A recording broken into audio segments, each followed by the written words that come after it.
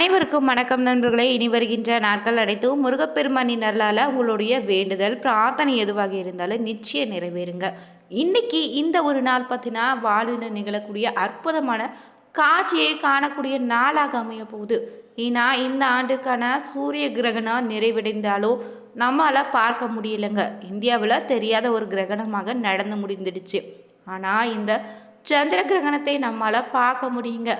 மேலும் இந்த கிரகண நேரத்தில் பார்த்திங்கன்னா என்ன மாதிரியான மாற்றம் ஏற்பட இருக்குது, கிரக நிலை ரீதியாக எந்த மாதிரியான பார்த்திங்கன்னா நன்மைகள் காத்திருக்கு, இந்த நேரத்தில் என்னென்ன ராசிக்காரர்கள் பார்த்திங்கன்னா செய்ய வேண்டிய நட்சத்திரங்கள், வீட்டில் என்னெல்லாம் செய்யணும் செய்யக்கூடாதுன்னு போன்ற பல்வேறு தகவல்களை இந்த வீடியோவில் பார்த்து தெரிஞ்சுக்கலாங்க.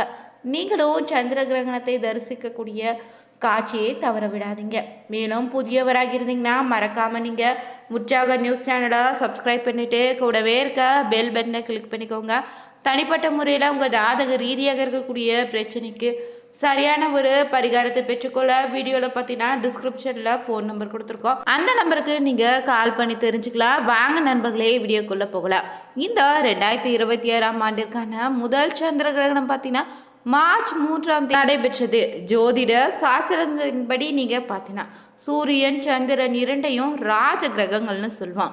ஒளி கிரகங்களாகவும் இது நம்ம பார்க்குறோங்க. இந்த ஒளி கிரகங்களுக்கு ராக கேதுவால் ஏற்படக்கூடிய கிரகஸ்தம் தான் கிரகணமாக அமைய போகுது. இது கேதுவால் ஏற்படக்கூடிய கிரகணமாக சந்திர கிரகணம்னு சொல்லுவோம். மார்ச் மாதமான 3ஆம் தேதி இந்த நாள் தாங்க செவ்வாய்க்கிழமையில பார்த்தீங்கன்னா பிற்பகல் 3:20 தொடங்கி கிரகணம் ஆரம்பிக்கக்கூடிய காலமாக அமைந்திருக்கு. இரவு 7:53 வரை கிரகணம் நடைபெற்றிருக்குங்க. இந்த காலகட்டத்தில் ஒவ்வொரு ராசிக்கு பல மாற்றத்தை இந்த கிரகணம் ஏற்படுத்தியிருக்கு. அந்த வகையில் பூர நட்சத்திரத்தில் சந்திர கிரகணம் நடைபெறக்கூடிய இந்த நாளில் பார்த்தீங்கன்னா சிம்ம ராசி கடக லக்னத்தில் கிரகணம் நடைபெறுங்க. பூர நட்சத்திரத்துக்கு இணையான மற்ற நட்சத்திரக்காரர்கள் பார்த்தீங்கன்னா பரணி பூரட நட்சத்திரர்கள்.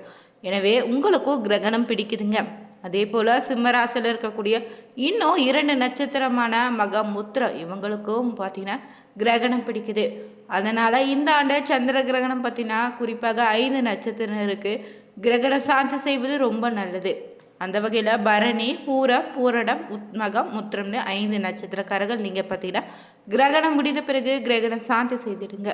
மேலும் இந்த நாளில் கிரகண சாந்தி செய்யக்கூடிய நேரமாக பார்த்தீங்கன்னா இரவு 7:53 வரை சாந்திர கிரகணம் இருப்பதால் 8 மணிக்கு குளிச்சுட்டு கிரகண சாந்தி செய்வது ரொம்ப நல்லது. கிரகணத்தால் வரக்கூடிய தாக்கத்தை இது கட்டுப்படுத்திடுங்க. மேலும் இந்த கிரகண நேரத்தில் கர்ப்பிணி பெண்கள் கவனமாக இருங்க. மேலும் பார்த்தீங்கன்னா இந்த நேரத்தில் வெளியில் வருவதை தவிர்ப்பது நல்லது. வீட்டில் ஜன்னல்கள் அடைத்து வைத்துக் கொள்வது நன்மைங்க. உணவு சாப்பிடுவதாக இருந்தீங்கன்னா ரொம்ப கவனமாக இருங்க. கிரகணம் பிடிப்பதற்கு முன்னாடியே 6 மணி நேரத்துக்கு முன்பாக சாப்பிட்டு கொள்வது நல்லது. வயிறு இந்த நேரத்தில் சுத்தமாக இருக்கணும். இல்லைன்னா கிரகண நேரத்தில் வயிற்றில் இருக்கக்கூடிய உணவுப் பொருட்கள் கூட விஷத்தன்மையோடு மாறக்கூடாதுன்னு சொல்லுவாங்க. அதனால் இந்த நேரத்தில் உணவுப் பொருட்கள் தண்ணீரில் தர்பை புல்லை போட்டு வச்சு ரொம்ப நல்லது. இல்லைன்னா அருகம்புல் துளசியை போட்டு வைப்பதும் நல்லதுங்க. அதே போல் சந்திர கிரகண காலகட்டத்தில் நீங்கள் இஷ்ட தெய்வத்தையும் குலதெய்வ மந்திரத்தை சொல்லி வழிபட்டால் நன்மை உண்டு. உங்கள் பெயருக்குரிய கடவுளுடைய மந்திரத்தை சொல்லி வழிபட்டால் உங்களுக்கு இருக்கக்கூடிய பயம் நீங்கிடுங்க. அதே போல் சந்திர கிரகணம் நடைபெறக்கூடிய இந்த நாளும் பௌர்ணமியோடு இணைந்து வந்திருப்பதால் முன்னோர்களுக்கு திதி கொடுக்கக்கூடிய நபர்கள் மார்ச் 4ஆம் தேதி அடுத்த நாள் புதன்கிழமை தருனாங்க. இந்த சந்திர கிரகணம் நடைபெறுவதால் வடக்கு பகுதிகளில் அதிக மழை பெய்யணும் சொல்லியிருக்காங்க. காடுகளில் மழை பெய்ய வாய்ப்பு இருக்குங்க. கிரகணம் ஏற்படக்கூடிய மாற்றத்தால் பிற்காலத்தில் நில அதிர்வு ஏற்படலாம். அதே போல் இந்த காலகட்டத்தில் மீன ராசியில் சுக்கிரன் சனி ஆகிய கிரகங்கள் இருக்கின்றன. அதனால் 10 நாட்களுக்கு பிறகு தாங்க சூரியனும் வந்து சேர்ந்து கொள்ளுது. இதனால் செவ்வாய் பகவானும் சேர்ந்த பின்பே அணு உலைகளால் நாட்டில் பிரச்சனை ஏற்படுவதற்கான வாய்ப்பிற்கு அரசியல் துறையினர் கலைத்துறையினருக்கு பிரச்சனை ஏற்படலாம். அதனால் நீங்கள் ரொம்ப எச்சரிக்கையாக இருங்க. மேலும் இந்த ஆண்டிற்கான முக்கியமான நிகழ்வு தாங்க இந்த முழு சந்திர கிரகணம் நிகழ இருக்கு. இந்த அரிய நிகழ்வின் போது சந்திரனுடைய செப்பு நிறத்தில் காட்சியளிப்பதால் இது பிளட் மூணுன்னு சொல்லலாம். விண்வெளி ஆர்வலர்களோ பொதுமக்களோ பார்த்தீங்கன்னா மிகப்பெரிய எதிர்பார்ப்பை ஏற்படுத்தியிருக்குங்க. சூரியனும் சந்திரனுக்கு இடையே பூமி வரும்போது தாங்க பூமியில் நிழல் பார்த்தீங்கன்னா சந்திரனை மறைக்கக்கூடிய நிகழ்வு தான் சந்திர கிரகணம்னு சொல்வோம். இதில் முழு சந்திர கிரகணத்தின் போது தான் பூமியினுடைய வளிமண்டல வழியாக செல்லக்கூடிய சூரிய ஒளி பார்த்தீங்கன்னா சிதறடிக்கப்பட்டு சிவப்பு நிற ஒளி மட்டும் சந்திரன் மீது படுவதால் இது இரத்த சிவப்பாக மாறுதுங்க. இதனே காண விஞ்ஞானிகள் பார்த்தீங்கன்னா பிளட் மூணுன்னு குறிப்பிடுவாங்க.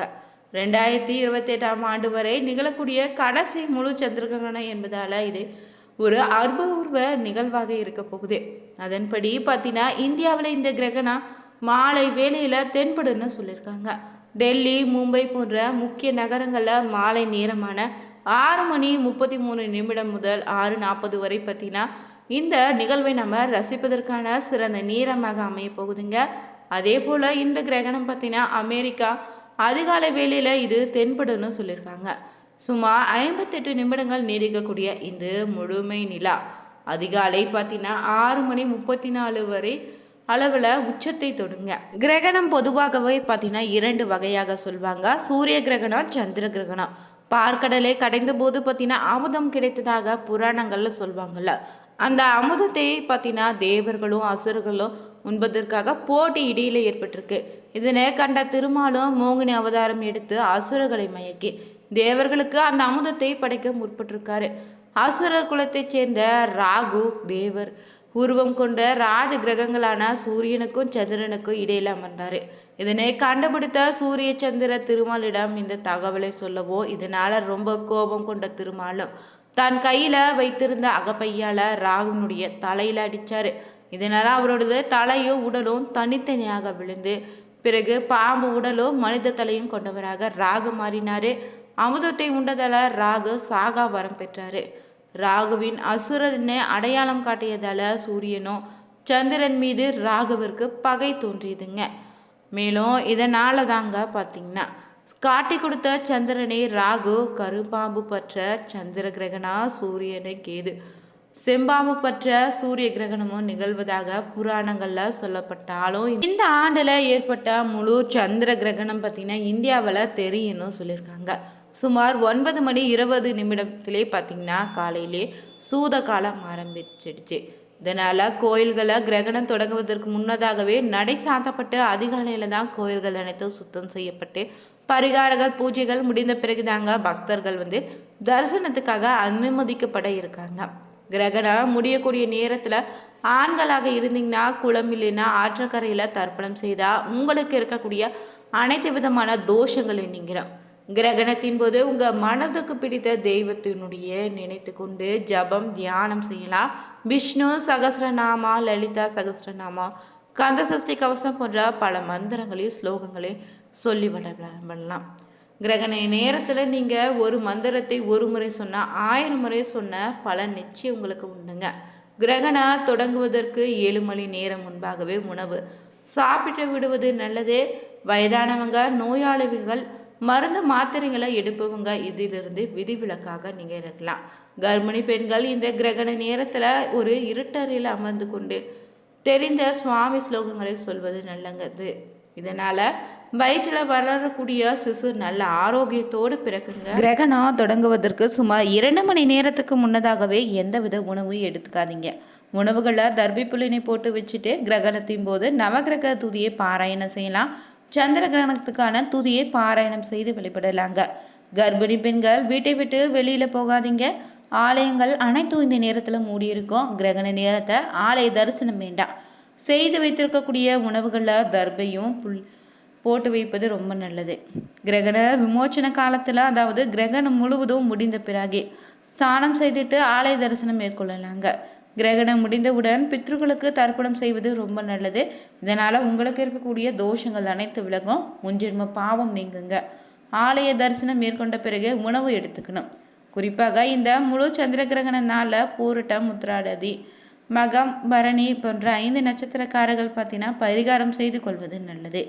சந்திர கிரகணம் முடிந்த பிறகு பார்த்தீங்கன்னா மேஷம், சிம்மம் மற்றும் கடகராசி நண்பர்கள் உங்களுடைய இஷ்ட தெய்வத்தை வழிபட்டால் உங்களுக்கு ஏற்படக்கூடிய பிரச்சனை விலகிடுங்க. மேலும் செவ்வாய்க்கிழமை நாளோடு இந்த கிரகண நாள் இணைந்து வந்திருப்பதால் முருகப்பெருமானினுடைய மந்திரத்தை மனதார சொல்லி வழிபட்டிங்கன்னா உங்களுக்கு அளவில்லாத பலன் உண்டு. நினைத்தது அனைத்தும் அந்த முருகப்பெருமான் நிறைவேற்றி தருவார். இந்த வீடியோ பிடிச்சிருந்தால் லைக் பண்ணுங்கள், ஷேர் பண்ணுங்கள், கமெண்ட் பண்ணுங்கள். மறக்காமல் சேனலை சப்ஸ்கிரைப் பண்ணிக்கோங்க. அனைவருக்கும் நன்றி நண்பர்களே.